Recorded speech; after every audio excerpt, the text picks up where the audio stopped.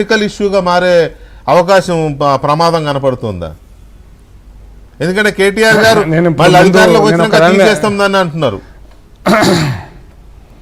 నేను రెండు విషయాలు నేను కామెంట్ చేయాల్సుకున్నాను సార్. కేసీఆర్ గారు ఏమనుకున్నారంటే శాశ్వతంగా నేనే ఉంటా కాబట్టి శాశ్వతంగా నేను ఎప్పుడైనా చేసుకోవచ్చు అనుకుంటేమో నాకు తెలియదు. కాకపోతే ఇప్పుడు కూడా రేవంత్ రెడ్డి గారు శాశ్వతంగా నేనే ఉంటా కాబట్టి ఇట్లాగా ఉంటుంది అనుకుంటే మాత్రం అది అపచారం అవుతుంది.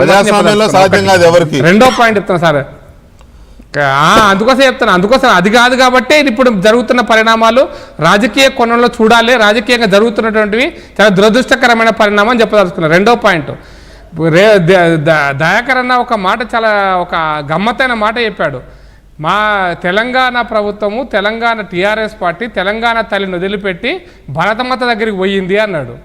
అంటే మీకు భరతమాత అమ్మ కాదా? అది మాత్రం చెప్పండి సార్ దయచేసి. తెలంగాణ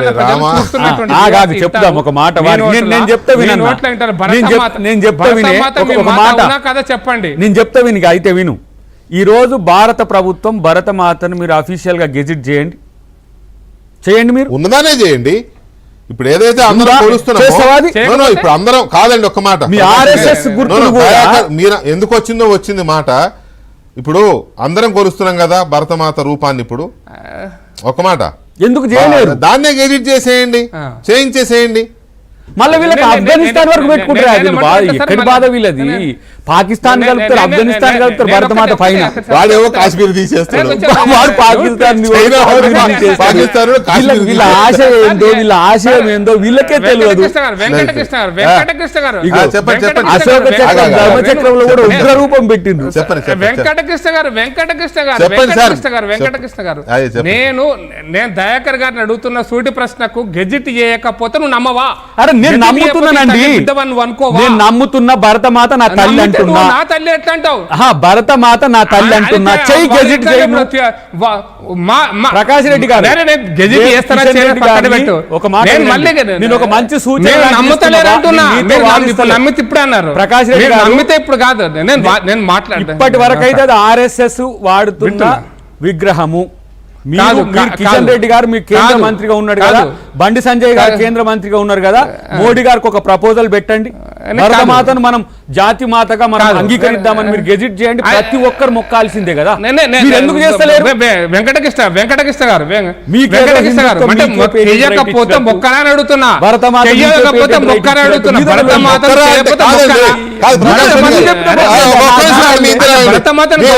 అంటే కాదండి సార్. ఒక్క మాట అయ్యా ప్రకాష్ రెడ్డి గారు మీకే చెప్తున్నా, ఒక్క మాట అర్థమైంది కానీ నేను చెప్తున్నా. మీరు చెప్పండి, మీరు అడిగిన దానికి చెప్తున్నా. మొక్కరా మీరు ఇంకొక విషయం,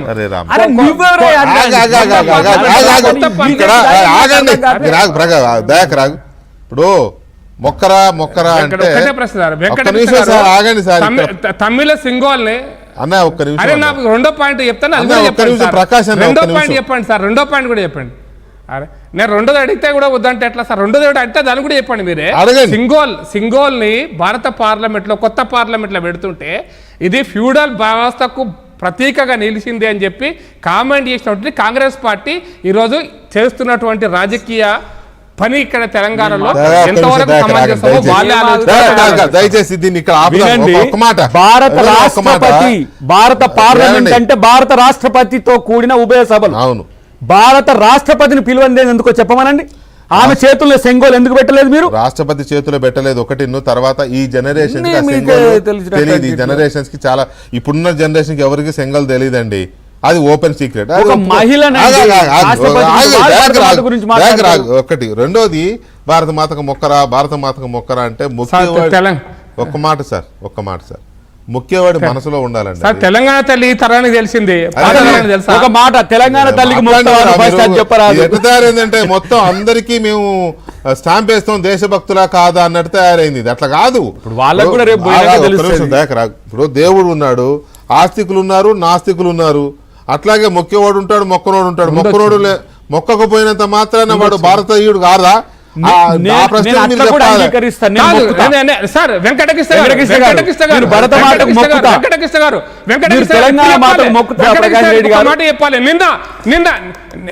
నేను మొక్కుతా, నేను అంది Yes, మాత్రం నేను కూడా మొక్కుతా. మొక్కుతా. నిన్న రాష్ట్ర భరతమాత అంటే ముఖ్యమంత్రి నా తల్లి. ఇక్కడ అవమానం చేస్తే ఇక్కడ అవమానం ఈ తల్లిని అవమానం చేస్తే జైలు శిక్షలు పడతాయి, కఠిన శిక్షలు ఉంటాయని మాట్లాడినప్పుడు ఆస్తికులు నాస్తికులు మీరే చెప్పారు. ఇప్పుడు నిన్న మరి ముఖ్యమంత్రి గారి ప్రకటనలో వాల్యూ ఏంది, దాని అర్థం ఏందో కొంచెం చెప్పండి సార్, నాకు ప్రజలు కూడా వింటారు సార్. నేను చెప్తా. మొక్కకపోవడం అన్నా కానీ అవమానించడం అనే పదం నేను వాడలేదు ప్రకాష్ రెడ్డి గారు. అవమానించడం వేరు, మొక్కకు గౌరవించడం వేరు. చెప్పేది వినండి, ఒక్క మాట వినండి ప్రకాష్ రెడ్డి గారు. దయచేసి దయచేసి దయచేసి వినండి సార్, దయచేసి వినండి సార్.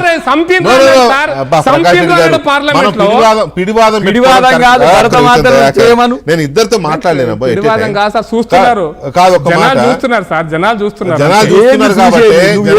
కాబట్టి మనం మొక్కకపోవడం వేరు,